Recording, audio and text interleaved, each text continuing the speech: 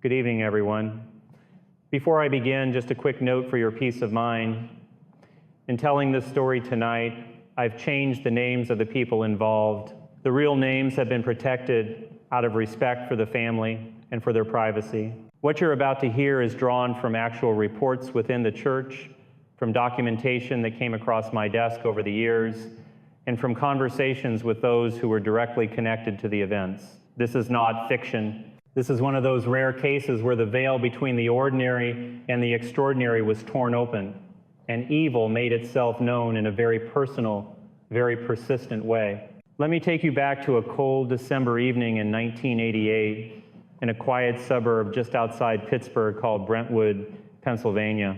It's the kind of place where the houses are solid red brick, built in the early 1900s, streets lined with mature maples, and the neighborhoods still carry that old Catholic Irish flavor, rosaries in the windows, statues of the Blessed Mother on front lawns, families who've known each other for generations. A 35-year-old man named Bob had just won a hard-fought election for county commissioner in Allegheny County. He was a good man, West Point graduate, served his country honorably, came home with a strong Catholic faith that anchored everything he did. He and his wife, Lessa, 32, had 4 young children. Their oldest boy, Bobby, 10, David, 8, little Jessica, 6, and the baby of the family, Charles, only 4.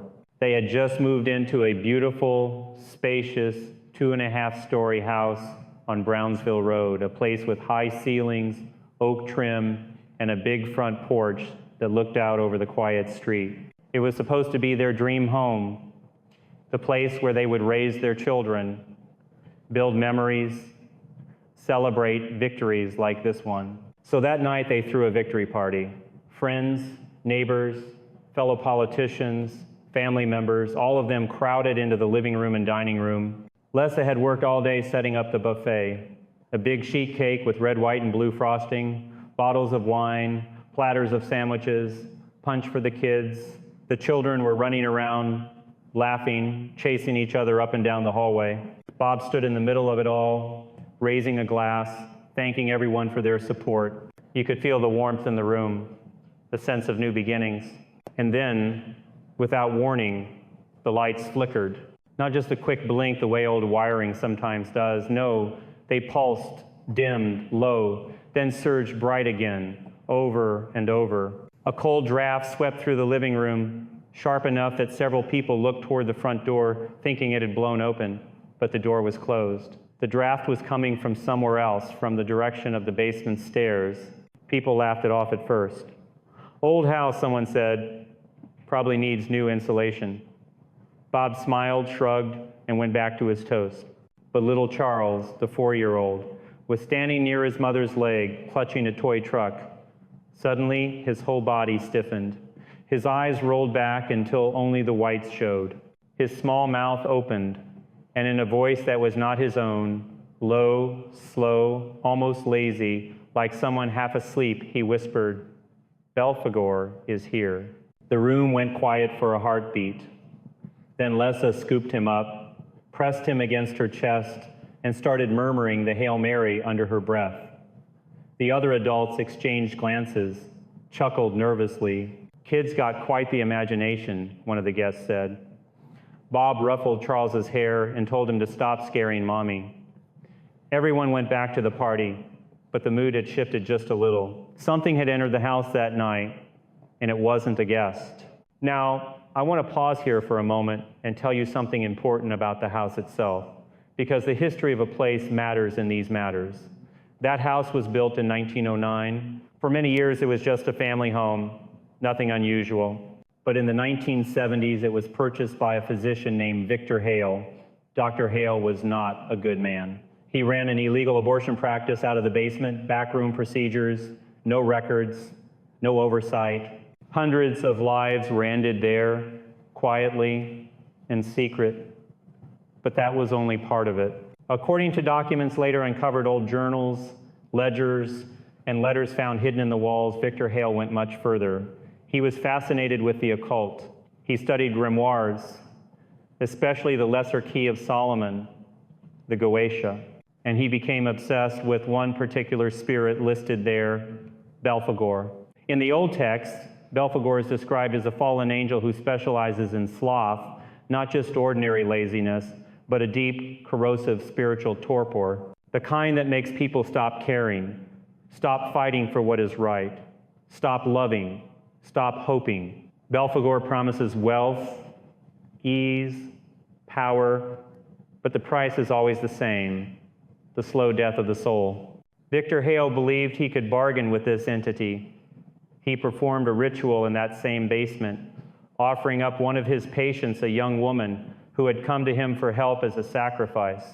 In exchange, he asked for riches, for protection, for success. For a time, it seemed to work. Money flowed in, his practice grew, but the entity he had invited did not leave when the bargain was done.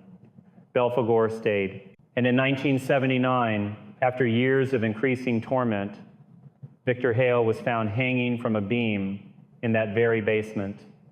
The coroner ruled it's suicide. Those who knew him whispered it was something else. The house sat empty for several years after that. Then it was cleaned, renovated, put back on the market. By the time Bob and Lessa bought it, most people had forgotten the stories. The real estate agent never mentioned them. The previous owners had never experienced anything strange, or so they said. But the night of the victory party, something woke up. Over the next few weeks, the family began to notice little things. Nothing dramatic at first, just enough to make you wonder if you were imagining it. The basement door would be open when they were sure they had closed it. A faint smell of something rotten would drift up the stairs in the middle of the night, then disappear by morning. Lessa found herself unusually tired, even after a full night's sleep. Bob, who had always been disciplined and driven, started putting off paperwork, delaying phone calls. He laughed it off. Campaign fatigue, he said. Then came the whispers. Jessica, the 6-year-old, was the first to hear them clearly. She slept in the small bedroom at the back of the house. One night she woke up, sat straight up in bed, and told her mother she heard someone talking in French Old French, slow and slurred. The voice kept repeating the same name over and over, Belphegor. It told her stories of nobles in France centuries ago who grew so lazy and greedy that entire cities fell into ruin, that revolutions came, that people starved while the rich slept in their palaces. Jessica was terrified, but she was also only 6. She thought maybe it was a bad dream. She drew pictures of what she heard, strange figures with heavy eyelids, crowns slipping off their heads, cities burning in the background. Lessa kept the drawings, thinking they were just childish scribbles, but the voice didn't stop. And then one afternoon, while the children were playing in the living room, a heavy book fell from the shelf. It didn't tip over.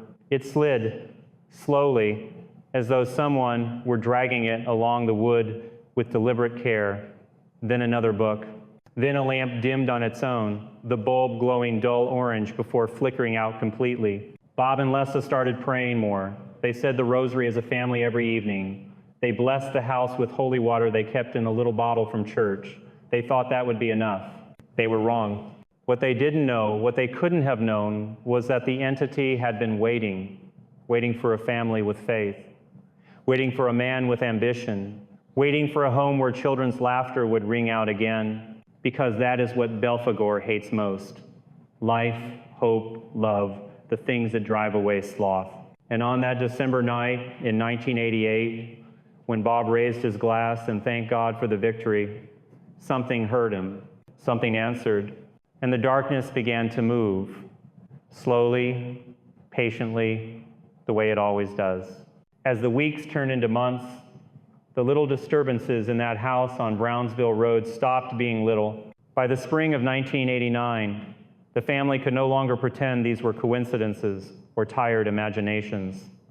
The air itself began to feel different, heavier, slower, like walking through warm syrup. Lessa noticed it first when she tried to keep up with her usual routine: laundry, meals, driving the kids to school, tasks that once took an hour now dragged on for 3. She'd sit down to fold clothes and find herself staring at the wall for 20 minutes, unable to move, a dull fog settling over her mind. She told Bob she felt like she was coming down with something, but no fever ever came. No cough, just this bone-deep weariness that wasn't physical. Jessica's whispers grew louder and more insistent. The voice or voices now spoke directly to her when she was alone in her room, always in that same archaic French, slow and syrupy, like molasses dripping off a spoon. The stories were always the same theme. Great men and women who once had purpose, who once built cathedrals and led armies, reduced to indolence. They slept while their kingdoms crumbled. They ate while their people starved. The voice would sigh, almost lovingly, and say, "This is the gift I give, rest, ease.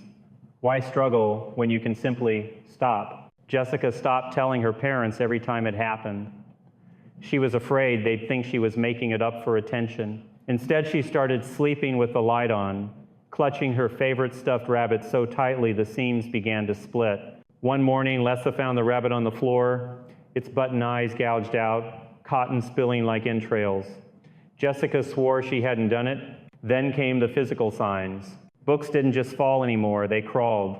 A thick volume of Shakespeare would inch itself along the shelf, wood creaking under the slow pressure, until it tipped over the edge and landed with a soft thud. Picture frames tilted on their own, not violently, but deliberately, as though someone were adjusting them to an unpleasant angle. A porcelain figurine of the Virgin Mary that Lesa kept on the mantel rotated very gradually until its face looked away from the room. And the smell, that terrible sweet rot smell, it would rise from the basement vents at random hours, sometimes at 3 in the morning, sometimes in the middle of the afternoon when sunlight was pouring through the windows. It smelled of spoiled meat and damp earth and something metallic, like old blood. Bob would go down to check the sump pump, the water heater, the drains. Nothing. He'd come back up shaking his head, saying the house was settling, or maybe mice had died in the walls. But the smell always returned. Charles was the one who changed most visibly. The little boy who once woke up singing now slept for hours longer than normal. When he was awake, he moved like an old man, slow steps, heavy sighs, shoulders slumped. One afternoon, while Lessa was making lunch, Charles sat at the kitchen table, staring at his plate of macaroni. He hadn't touched it. After 10 minutes of stillness, he spoke in that same low, dragging voice Jessica had described. "I am Belphegor," he said. "I make the world forget how to care."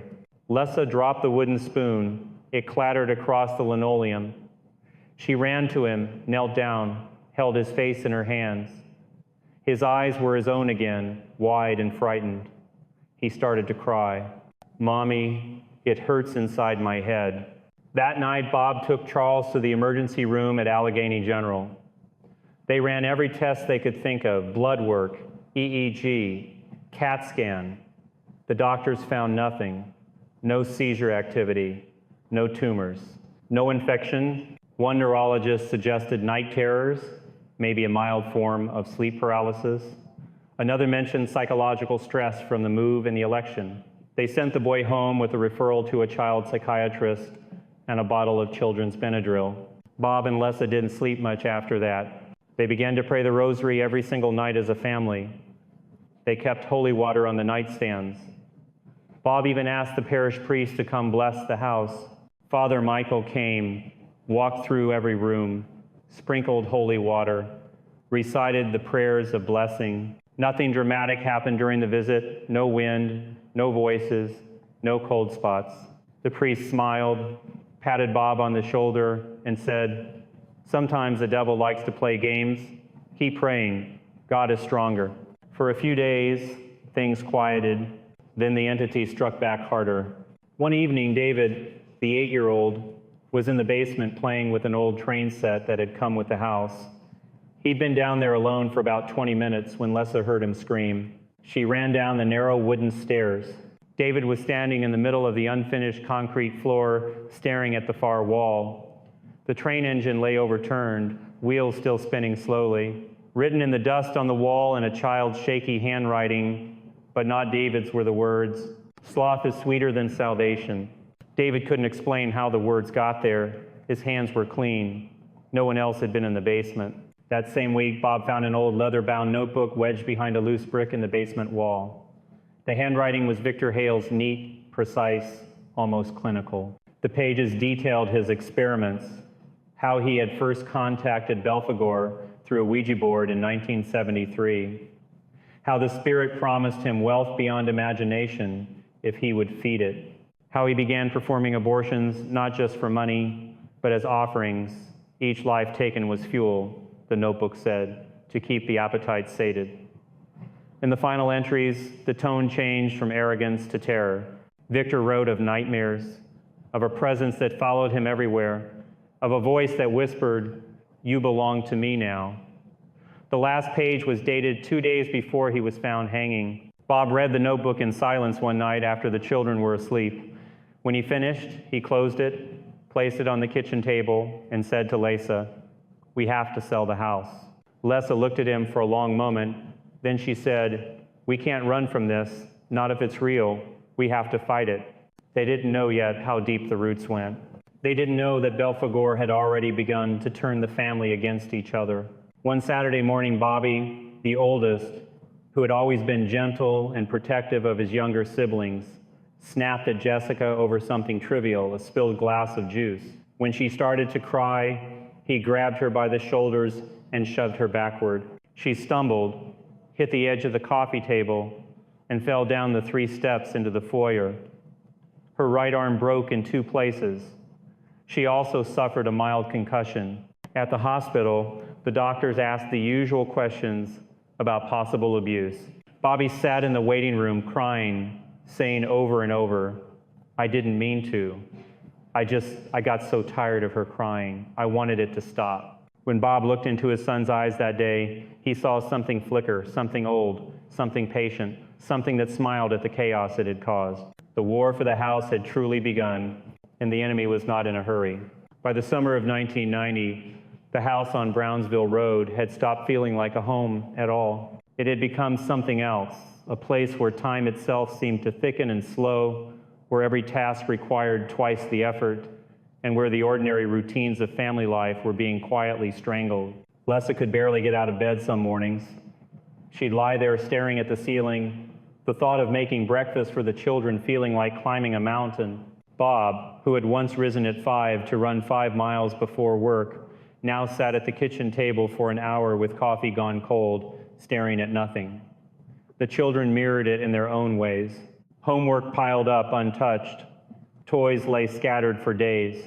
Even the television seemed to drone on longer, pulling them into hours of blank watching. But the worst was what it did to their souls. Jessica's self-harm began quietly.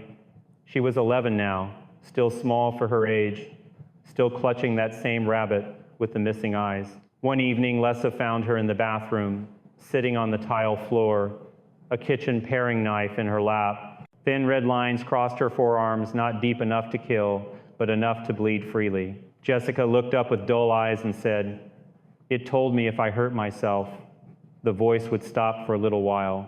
It did. It went quiet. Lesa bandaged her daughter's arms, drove her straight to the emergency room, and sat in the waiting area shaking. The doctors stitched the cuts, asked the hard questions about depression and family stress, prescribed a low-dose antidepressant, but Lesa knew this wasn't clinical depression. This was something older, something that fed on despair. Charles's possession deepened. The episodes came without warning now. He'd be coloring at the table 1 minute, then his body would go rigid, spine arching backward until only the whites of his eyes showed. His voice would drop into that slow, dragging register, never shouting, never frantic, always calm and tired sounding. "Why fight?" it would ask through the boy's mouth. "Everything ends the same. Rest now. Let go." During one of these episodes, Charles levitated only a few inches off the floor, but unmistakable. His pajamas hung loose, as though gravity had loosened its grip. Lesa screamed, grabbed him by the waist, pulled him down.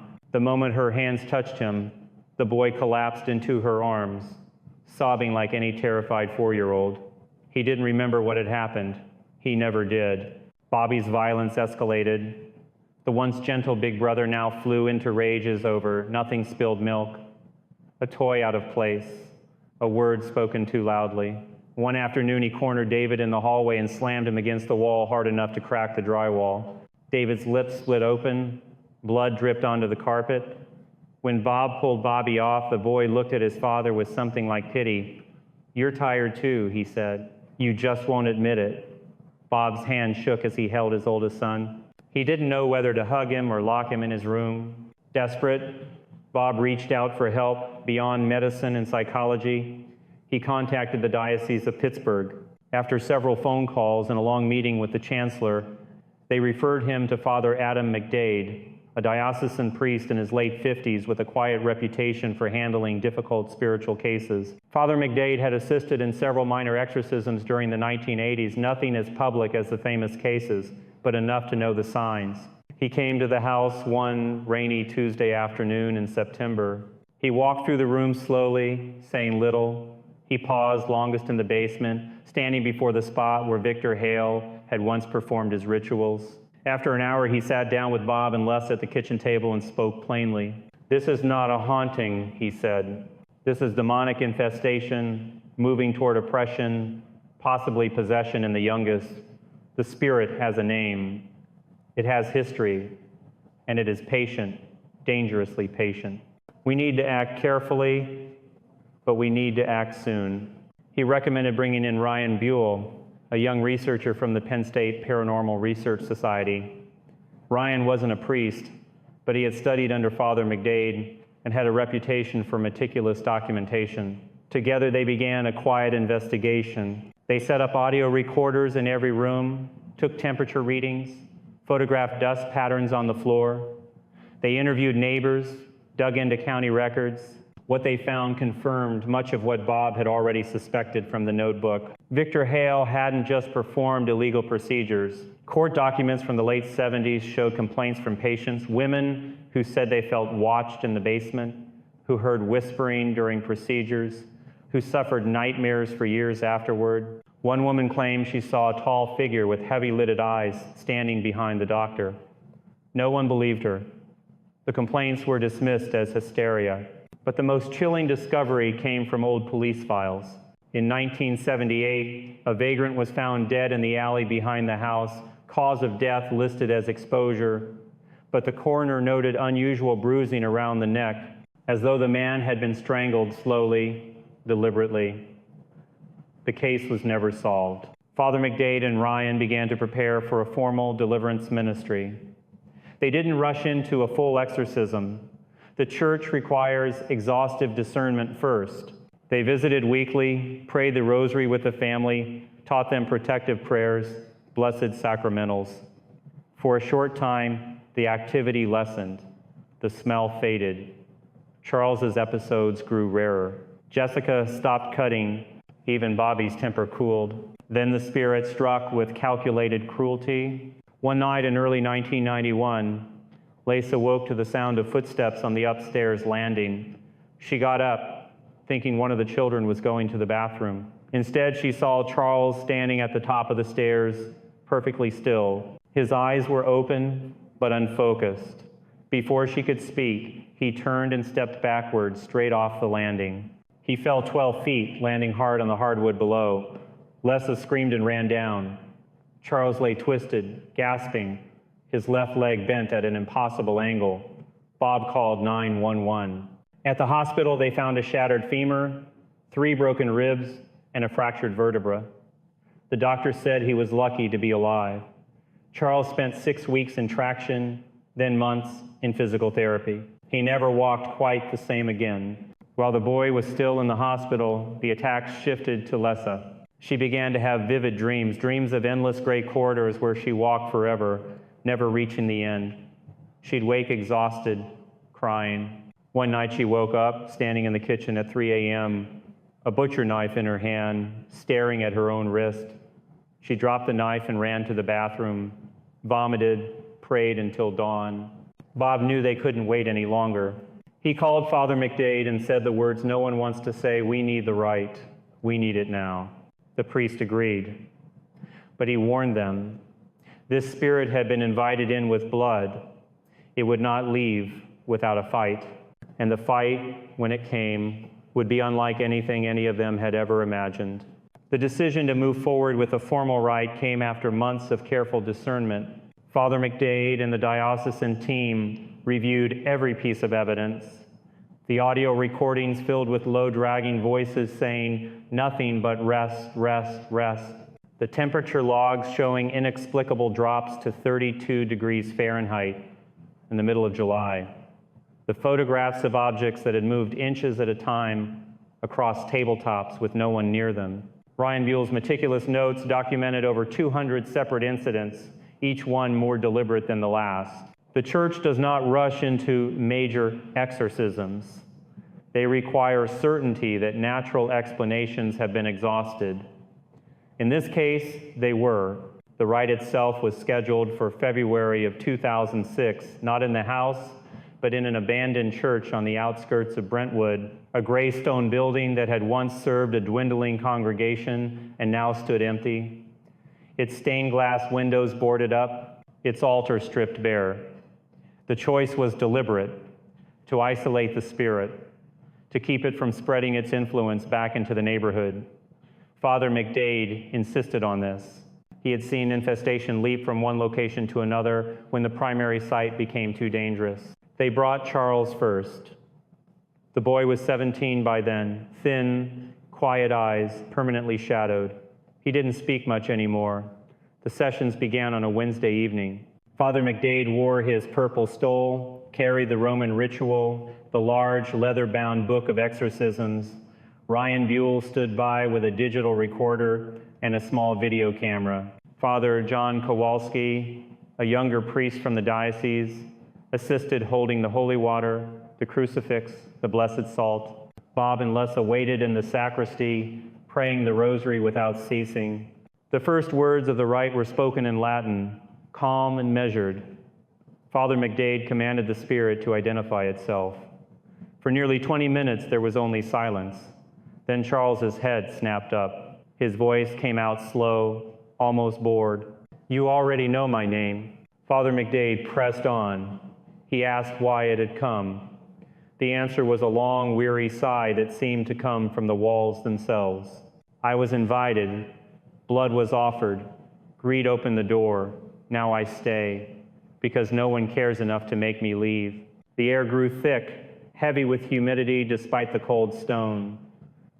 Charles's body began to shake, not violently, but with a slow, rolling tremor, like someone fighting sleep. Then, without warning, he rose, lifted straight up until his feet dangled 6 inches above the pew. Father Kowalski stepped forward with the crucifix. The boy's lips curled into a lazy smile. "You think your little cross scares me? I watched empires fall because men grew tired of holding them up." They continued for hours that first night. Prayers, invocations, commands in the name of Christ.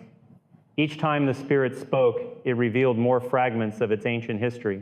How it had walked the courts of 15th century Europe, whispering to kings and cardinals that tomorrow could wait, that virtue was too much effort. How it had watched cities empty as people stopped building, stopped praying, stopped loving. It spoke without anger, without urgency, just endless, crushing fatigue. At the end of the session, Charles collapsed, sweating, trembling.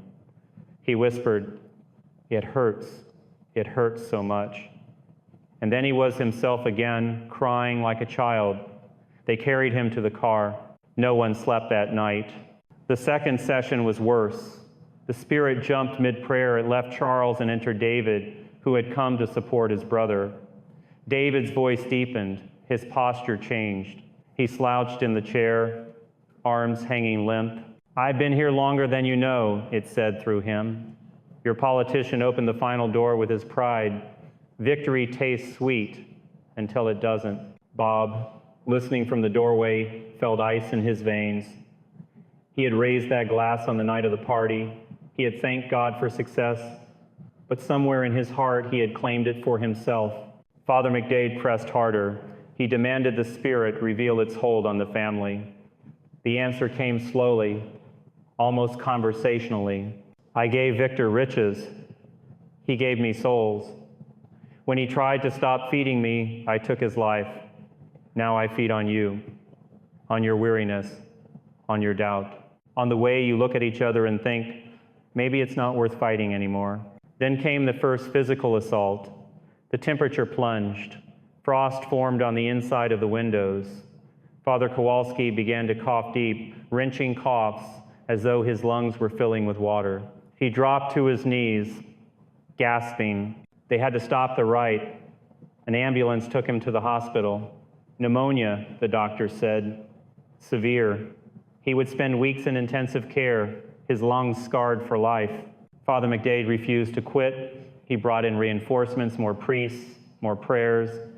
They returned the following week. That was when the true horror unfolded.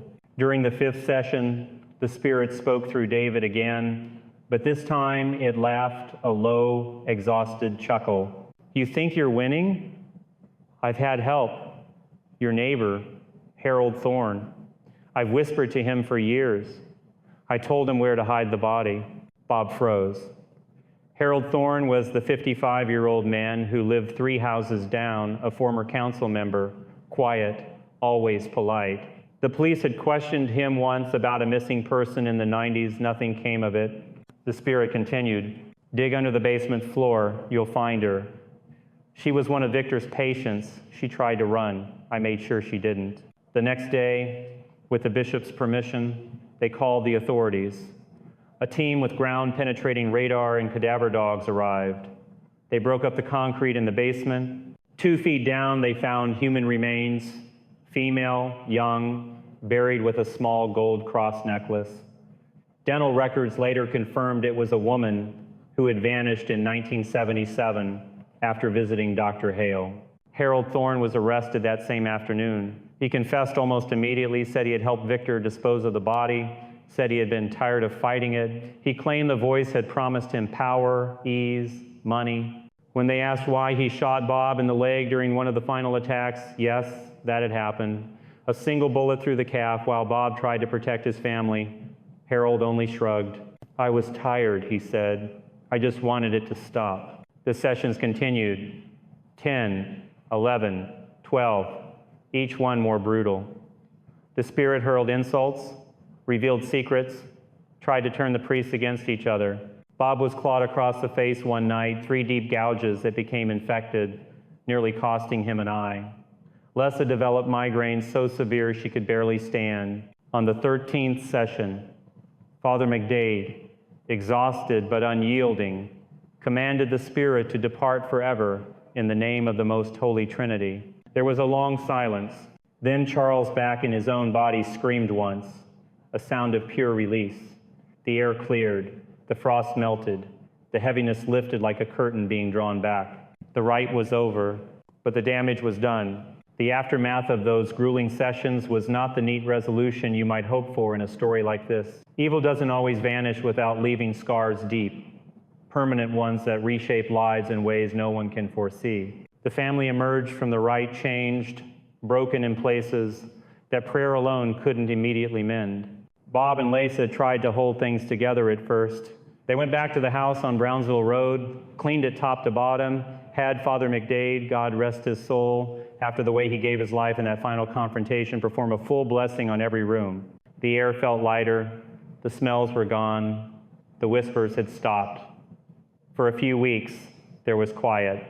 The children slept through the night. Bob went back to work at the county office. Lessa resumed her volunteer shifts at the parish soup kitchen.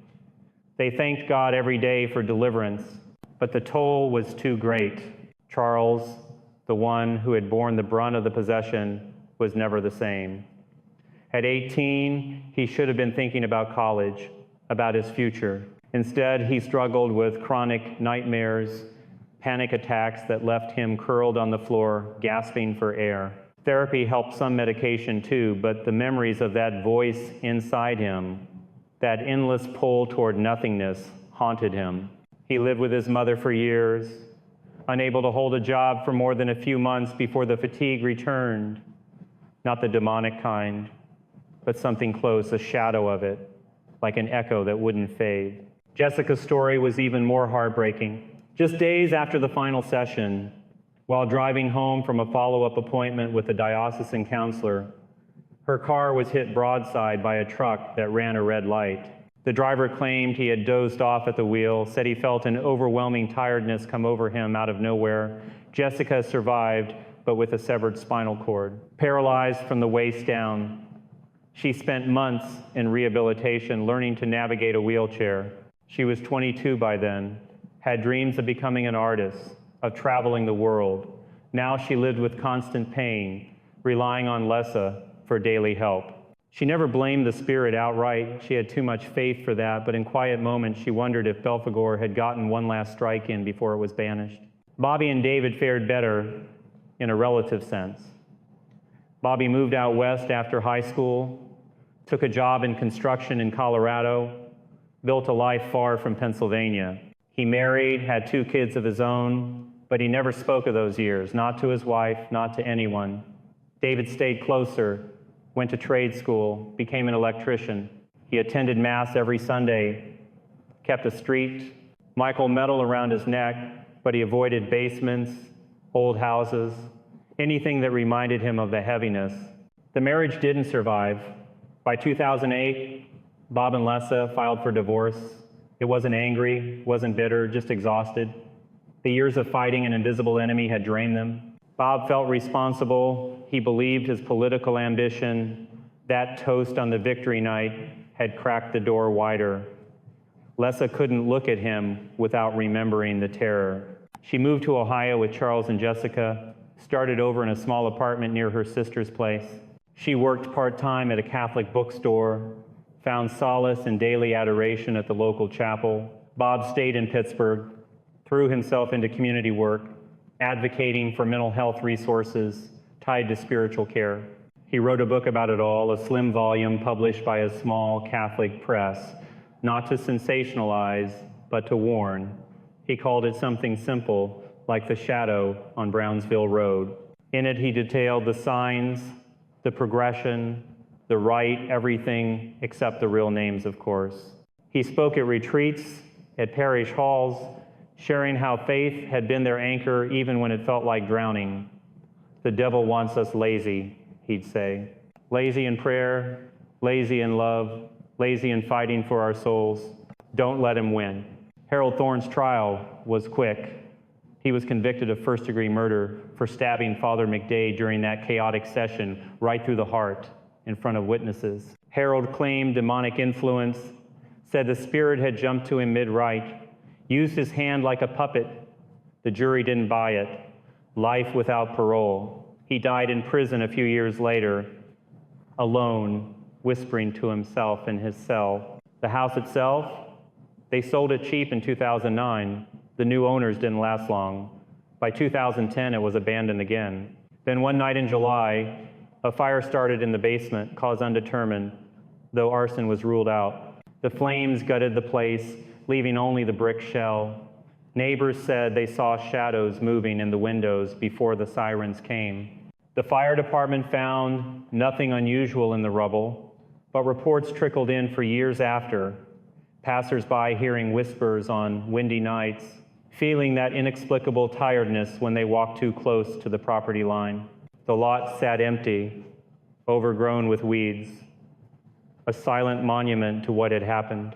This story, drawn from the church's own archives and the accounts of those who lived it, reminds us that the battle between good and evil isn't confined to ancient texts or Hollywood movies. It's real, it's personal, and it plays out in quiet suburbs, in family homes, in the hearts of ordinary people. Belphegor, or whatever name you give, that spirit of sloth still prowls, looking for cracks in our resolve.